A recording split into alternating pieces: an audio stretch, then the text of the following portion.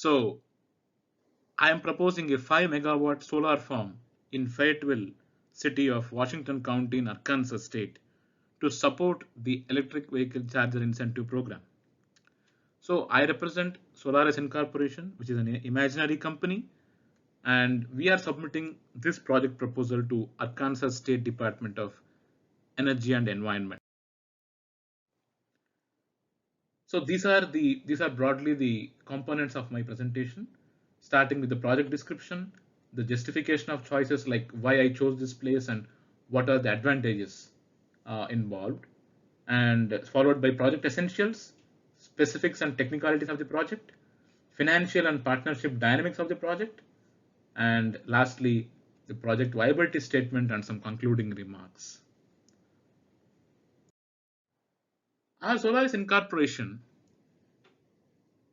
by deciding to undertake this project, 5 megawatt project, we are prepared, or we are willing, or we are enthusiastic, so excited to support this wonderful innovative program, that is the electric charger incentive program taken up by the state of Arkansas in Washington County. And this particular program involves two separate components, which is a level 2 electronic vehicle supply equipment, that is EVSC reimbursement rebate program, under which there is an allocation of 7 kilowatt of power provided to each of the charger, that is the service, that is the charger station, electric vehicle charger station. Each charger will be provided a power of 7 kilowatts, and a car that comes and charges itself at this point, that is the EVSC point, would be able to run for almost 30 miles with an hour of charging, which is optimal. But coming to a second component, which is a DC fast charge funding assistance program, wherein almost 150 kilowatt of power is provided per charger, and the vehicle would run for almost 400 miles with an hour of charging at this charging point, which is staggering. And that is the very reason why Solaris Corporation found it very fascinating, very fulfilling, profitable, and also like it's a great service to the people, and we deem it as our contribution to the great campaign against climate change mitigation and to facilitate clean and green energy. So the main reason why we chose this site is generally for initiating a project, acquiring land or leasing a land is a big problematic issue because of because of number of regulations that are placed on that, and in our case we have this advantage wherein our member, one of our founding partners in Solaris Incorporation, he owns a 32-acre of land near a place called Askew, which is 3 miles from 280 North College Avenue, Fayetteville, where these electric charger points, the stations, are going to be set up. And this particular site, 32-acre lot, is situated at a distance of about 15 minutes. It just takes 15 minutes from our solar farm to reach the utility substation, the Fayetteville utility substation, which is quite crucial because we need to get our electricity interconnected to the grid. And if the station or the grid is like within proximity, is in a reasonable proximity to the place of generation of solar power, the transmission losses could be averted. They could be like reduced a lot. So there is already a 2 megawatt solar farm that is empowering that some of the electric vehicle charging points, charger stations within the Fayetteville city. But with our entry, we are proposing a 5 megawatt solar plant which would cater to all the existing electric vehicle charger points and the future points that are proposed. So we would be able to cater almost all the points single-handedly with our installed capacity. So the market value of this land is almost 2.4 million, and since we own it, it would be a very good collateral for us, given the fact that the appreciation of such lands where there are like renewable energy installations and especially solar energy installations in Arkansas, the average appreciation for such lands is $15,000 per year. So which would really fetch us wonderfully going ahead. It would be a real asset for us. And these are some of the solar energy stats. The first and foremost thing that we require when we are trying to set up a solar farm in a place is the abundant availability of solar energy, at least for 4 to 6 hours a day. And Arkansas is a very good sunny state, and which receives optimal amount of solar power.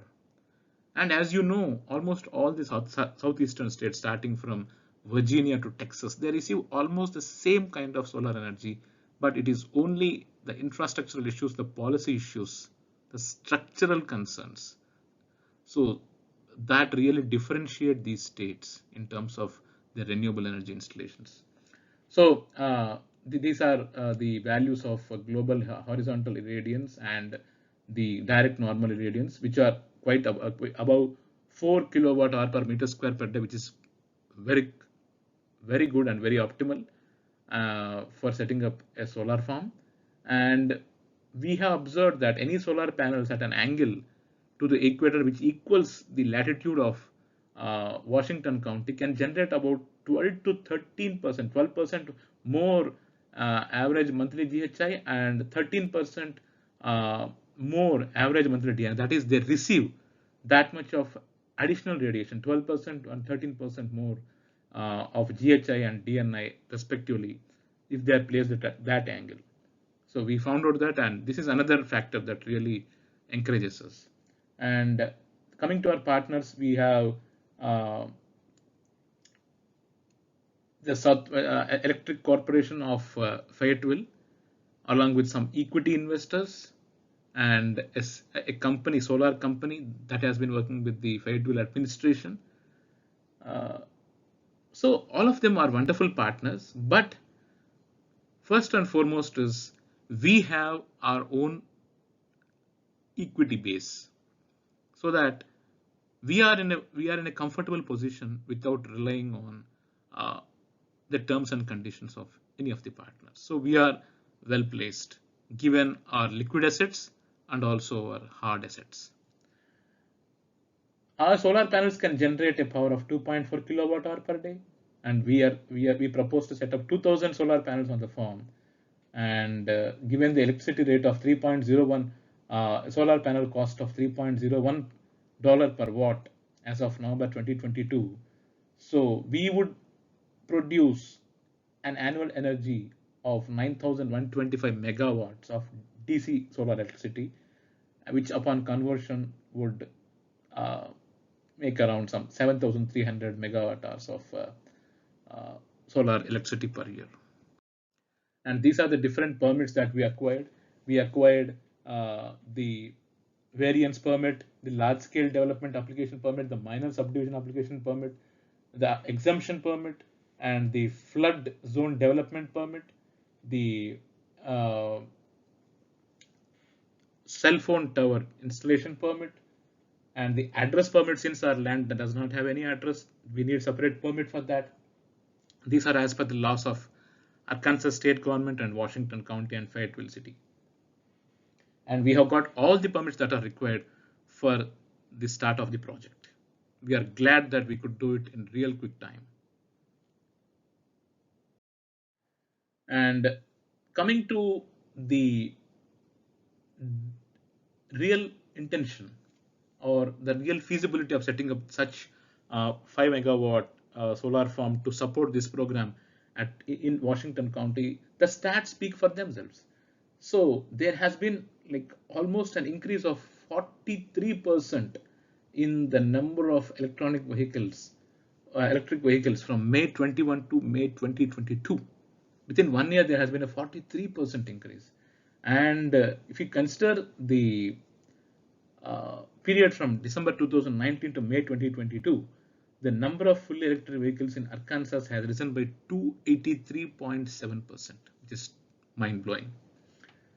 So this state has got a great prospect with respect to electric vehicles, and we are so glad that we could step in to really cater to their needs, the growing emerging needs, which is the demand is growing in leaps and bounds, and we are up for that.